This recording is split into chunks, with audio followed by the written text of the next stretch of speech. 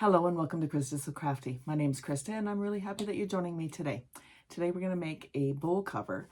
I have this Betty Crocker bowl. Now, it can be any bowl you like. I'm going to give you some measurements, but I happen to have this Betty Crocker bowl, but it has no lid. So you need a lid. And I know I can use saran wrap or tinfoil, but I thought, wouldn't it be nice if I just use some of my vast amounts of material? So that's what I'm going to do. You will need a bowl of some sort, any size of bowl. Like I said, I'll give you the instructions and measurements for how to make the bowl fit, the bowl cover fit your bowl. And you will need some material. So I have this beautiful coffee bean material and this yellow kind of stars and swirls and stuff. So that's what I'm going to use. I'm going to make my bowl cover out of that. The first thing you need to do is to measure your bowl. Now I'm going to back you up so you can see more of what I'm doing. Just looking for my measuring tape, and it's over there. So, all right, so I have my measuring tape. So what we need to do is measure the diameter of the bowl. So we're going to measure across here.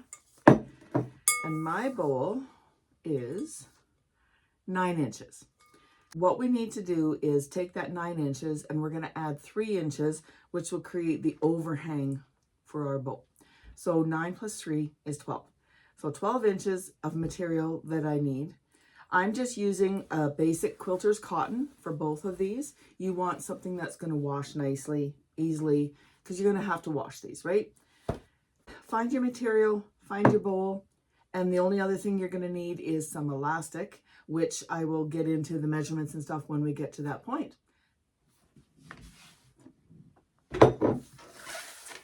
9 plus 3 is 12. I need that 12-inch circle. So what I'm going to do is take my coffee material, which is a lot, and I'm going to cut out 1. And you only need a single layer of fabric. You don't need it doubled. So what I'm going to do, just to make things a little easier, is I'm going to place my bowl down onto my material, and then I'm going to take my measuring tape and I'm going to add 1.5 inch all the way around. That 1.5 inch all the way around will equate to the 3 inches that we need to add.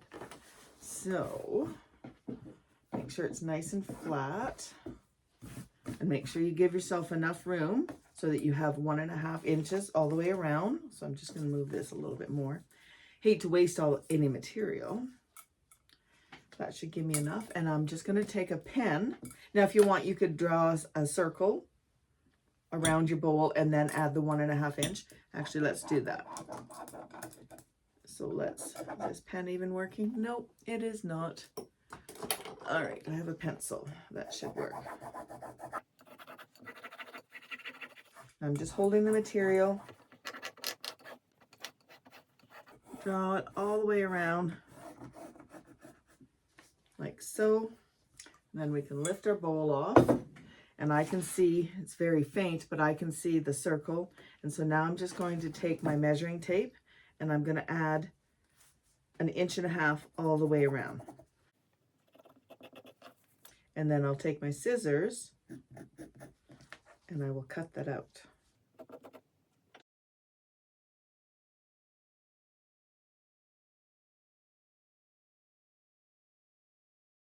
All right, we have our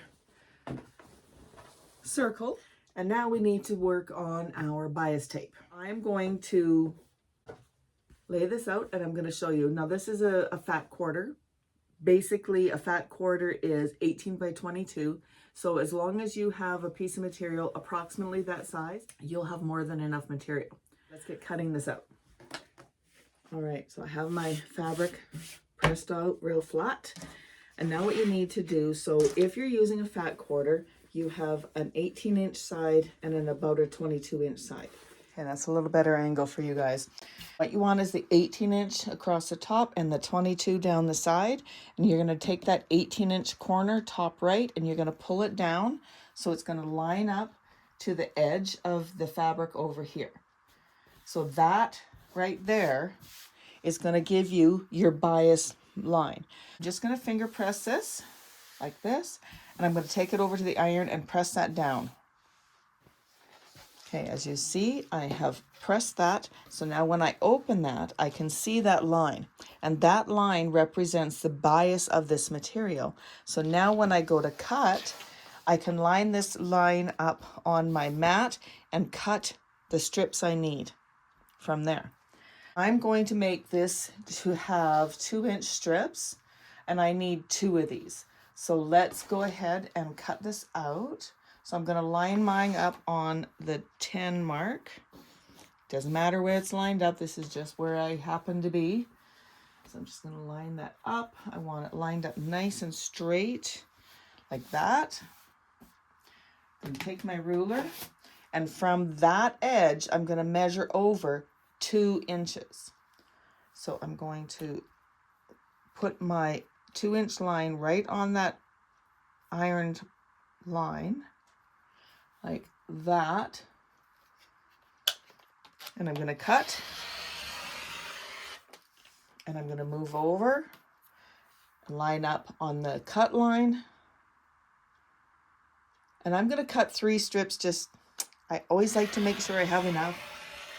So that's 1 strip. This, I'm going to cut right on this line.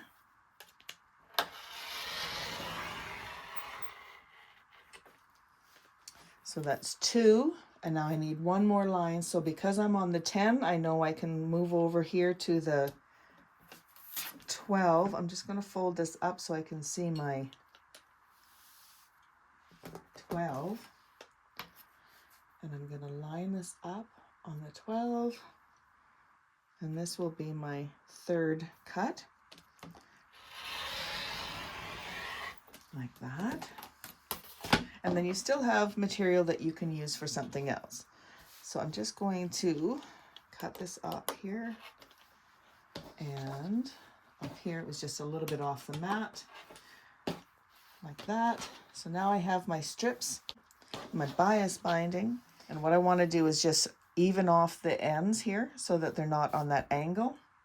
And line up the line on my ruler with the edge of the material and just cut that off. And I'm going to do that on the other side as well. That. All right. And that is how you make bias strips. A very easy way to make bias strips. And how it's stretchy. If I pull the other way, it's not as stretchy. See if I pull this way. See how stretchy it is? So this is going to allow us to go around that curve nicely. All right, I'm going to bring in my strips, and we're going to join them together because we want this to be one long piece of fabric. So this piece of fabric I have with the right sides facing up. And I'm going to bring in another piece, and I'm going to make it right sides facing down, and I'm going to line them up just like this. So I'm going to line up the top edge on the top edge of here and the side on the side here. I'm going to grab a pin, and I'm going to put a pin here and a pin here.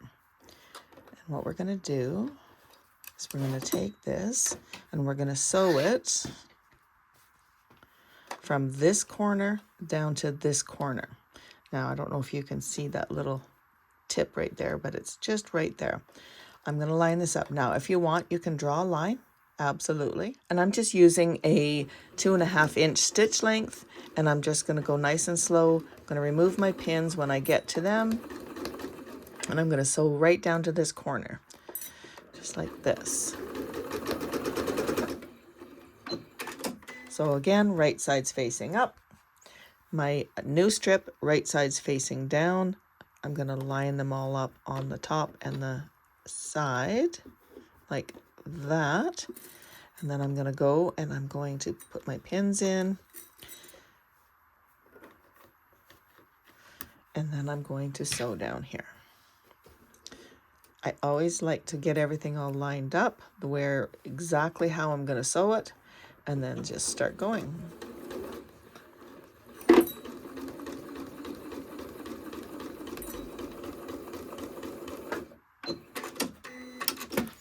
Now we can take some scissors and cut off this little triangle part.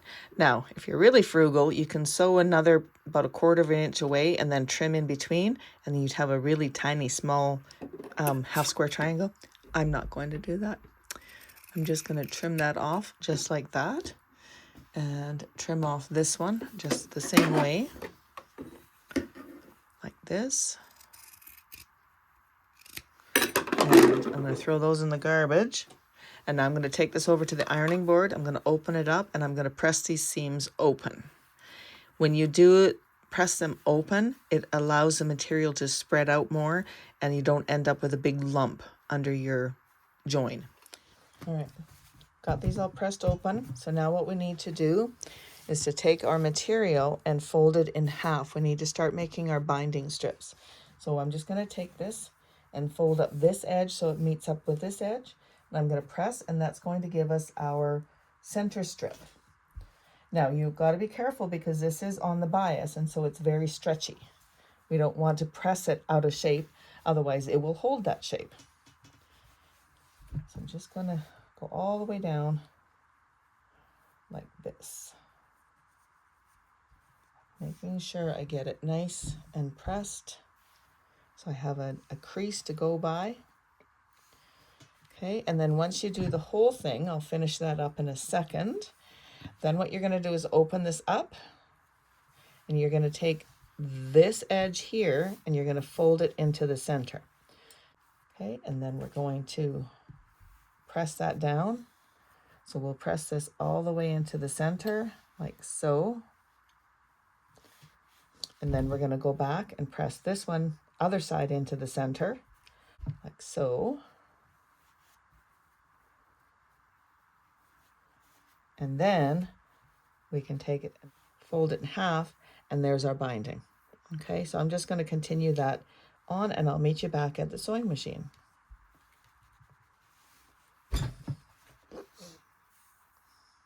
So here's our bias binding. It's all ready to go. So what we need to do is we're going to open it up and see how you can see all those crease lines. That's exactly what we want. I'm just going to take this back over to the ironing board, and I'm going to fold this in about 1/2 inch, and I'm going to press that, and then I'm going to make sure that I press these back into place like this. We just need one edge to be nice and neat.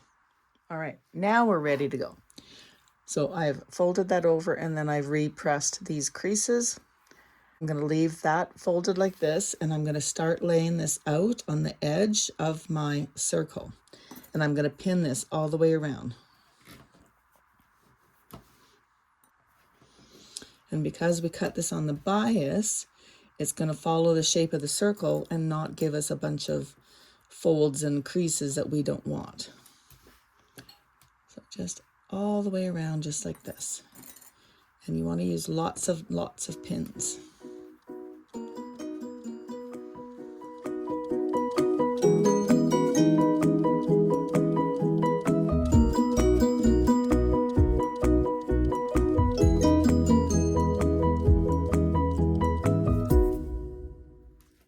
Just as you're coming up to the end here, we're gonna pin this. And you know, I'm glad I added this extra little piece on, because see, if I would have stopped, it wouldn't have been enough, because we want to go about 1 inch past just to make sure that we have enough coverage. So I'm going to go like this, and I'm going to take that pin out and pin it, and just follow along there for about 1 inch. We just want a little bit of an overlap in our material here. Now, because I have so much material, just going to take some scissors and chop this off like so. So I had a little bit extra, but not too bad. We can take this to the sewing machine. We're going to start sewing somewhere, it doesn't matter where. We're going to sew all the way around, but we want to leave about 1/2 inch opening. So I'm going to start sewing here. I'm going to back stitch. I'm going to go all the way around, and I'm going to stop here doing a little back stitch and leave that opening. And that's where we're going to put the elastic through. All right, I'll bring this in, get this lined up. I'm going to put my needle in right where that fold line is.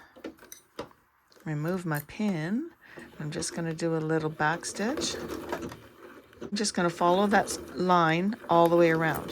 And I'm not going to go fast because I want to make sure to follow that line, because that line is our first crease line that we made for our bias binding. Just like that.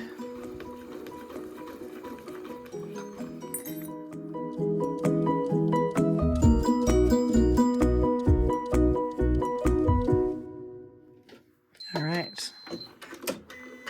And now I'm going to clip these little threads here. Fold this back together like this, right? Fold your outside piece, and then we can take it and fold it around here, and we're going to pin it in place. Now, if you have some clips, you could use little clips, which I think I'm going to use. Oh no, the pins are working. So again, we're just folding it, following those crease lines we made earlier, and that's what we're going to do. You're just folding it. I decided to use some clips. Either way, clips or pins, they both work. And because we cut this on the bias, it's going to lay down nice and smooth with no wrinkles or anything.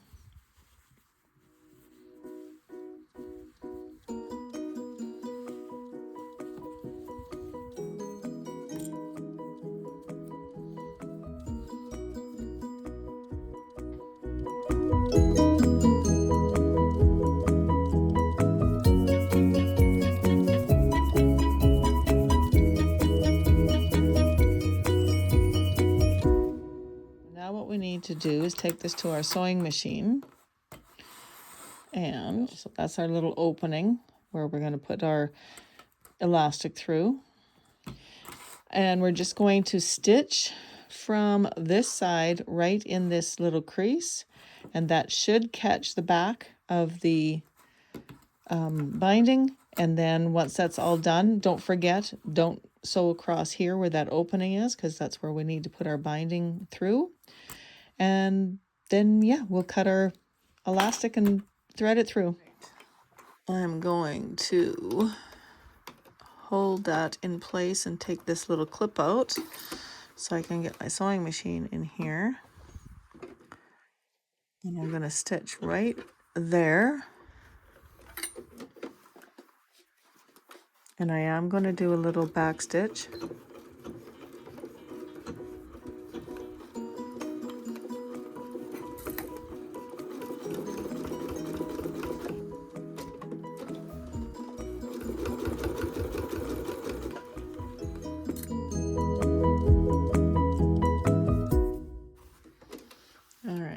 So that's all done. I have a little hole left right here that I can run my elastic through. So now we need to cut some elastic. So to cut your elastic, you have to do some more math. Sorry. I have my calculator, and the diameter of my circle is 9. So we need to multiply 9 by 3.14, which is going to give us 28.26. So we need to cut our elastic at, I cut it at 28. This will give us enough to go around, you can't see what I'm doing here, sorry, to go around our circle and to have it a bit smaller so that we can join it together and it'll have tightness so it'll stay on the bowl. I have a little safety pin here. So what I'm going to do is just take this and I'm going to put it on the end of my elastic. If you have something, I know I do have this, which works well. It's got a little hook on the end, but it doesn't work well for round things like this. So I'm going to use the safety pin, which is tried and true method. I got to find where I left that hole. So I'm going to fish that through, and all I'm going to do is start pushing it through the binding here. Now what I like to do is to take another pin. They're all stuck together here. And pin it to the beginning so that it doesn't pull through. There. So now I can start pulling this all the way through, and I don't have to worry about my elastic coming through and me having to start all over again. So this is all I'm going to do. Just keep feeding it through like this. Now it's fairly snug, so you want to use a small pin. I just used a real tiny one, and just start pushing it through.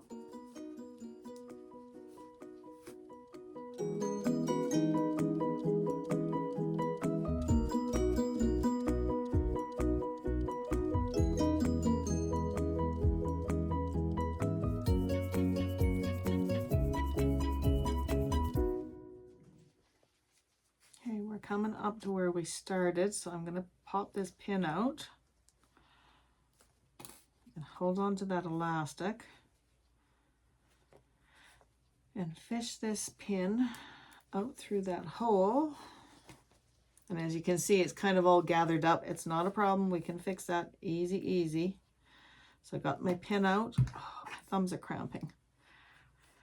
And I'm going to try to keep this elastic straight, and I'm going to tie a knot in it. If you want to take it to your sewing machine and sew over the end, you definitely can do that. I'm just going to tie a knot, try to make it as tight as I can. Okay, and then pull it tight. And I'm just going to trim that up a little bit. Don't go too close to that knot. You don't want it to come undone. And now we can thread that through here like so. And there you go. There's your little bow cover that is just perfect for the size of the bowl you have. You can make it in whatever patterns you choose, whatever colors. Make it match your kitchen. Make them for all different seasons. You can make it for Christmas and Easter and Thanksgiving and I don't even know, for birthdays, whatever.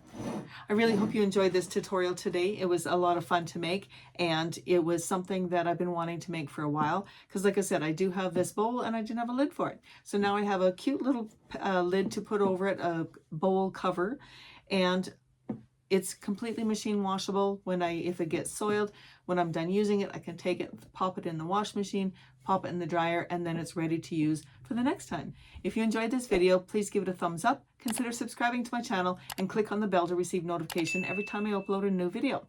I'll put a couple more videos coming up right away that you can watch while you're waiting for me to upload a new video. Thank you again, and happy crafting.